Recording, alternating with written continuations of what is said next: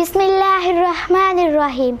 वतन हमारा ऐसा ना छोड़ पाए कोई, रिश्ता हमारा ऐसा ना तोड़ पाए कोई।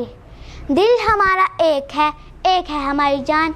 पाकिस्तान हमारा है, हम सब की है ये शान। हमारा वतन पाकिस्तान वो वतन है जो विरासत में इसके बसने वालों को मिला है, बल्कि पाकिस्तान की बुनियादें इस्तेवार करने के लिए मुत्तहदा हिंदुस्तान की हड्डियाँ ईंटों की जगह और खून पानी की जगह इस्तेमाल हुआ है। इतनी गिराकत तहलीक का अंदाज़ा वही लगा सकता है जिसने तमीर पाकिस्तान में तन मन धन बीवी बच्चे बहन भाई और अजीज़ और अकारीब कुर्बान किए। कितनी माओं के सामने इनके बच्चे इन गोशाई जिगर कत्ल कर दिए गए। कितनी पाक दामनों ने दरियाओं नहरों में कूदकर पाकिस्तान की कीमत अदा की। बेशुमार बच्चे यतीम हुए जो सारी ज़िंदगी अपने वालिदैन की शफ़क़त को तरसते रहे। जुनून से और इश्क से मिलती है आज़ादी, जुनून से और इश्क से मिलती है आज़ादी, कुर्बानी की बाहों में मिलती है आज़ादी। 14 अगस्त 1947 वो मुबारक दिन था जब पाकिस्तान वजूद में आया। मुसलमानों के इत्फाक और कायद-ए-आज़म के हुलूस की वजह से ये अजीम सल्तनत वजूद में आई। हिंदुओं ने तरह तरह की मक्कारियों से पाकिस्तान की मुखालफत की।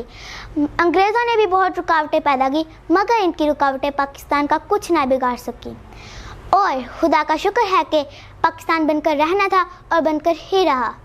इस वक्त लोगों का यही नारा था, लेकर रहेंगे पाकिस्तान, बनकर रहेंगे पाकिस्तान। नज़र बुरी डाली अगर तुमने मेरी अर्ज़े पाक पर, नज़र बुरी डाली अगर तुमने मेरी अर्ज़े पाक पर, मेरा वादा है दुश्मन में तेरी हस्ती मिटा दूंगा। मेरे अजीज़ हमवतनों, पाकिस्तान बनने से पहले पूरे बरज़गीर पर तकरीबन 100 साल तक अंग्रेज़ों का कब्ज़ा रहा। मुसलमानों और हिंदुओं को एक ही लड़ी में परोया नहीं जा सकता, क्योंकि इन दोनों कौमों की मजहबी रसूमात और रहन सहन बिल्कुल अलग है। यही वजह थी कि मुसलमान अलग वतन के हसूल के लिए कामयाब हुए।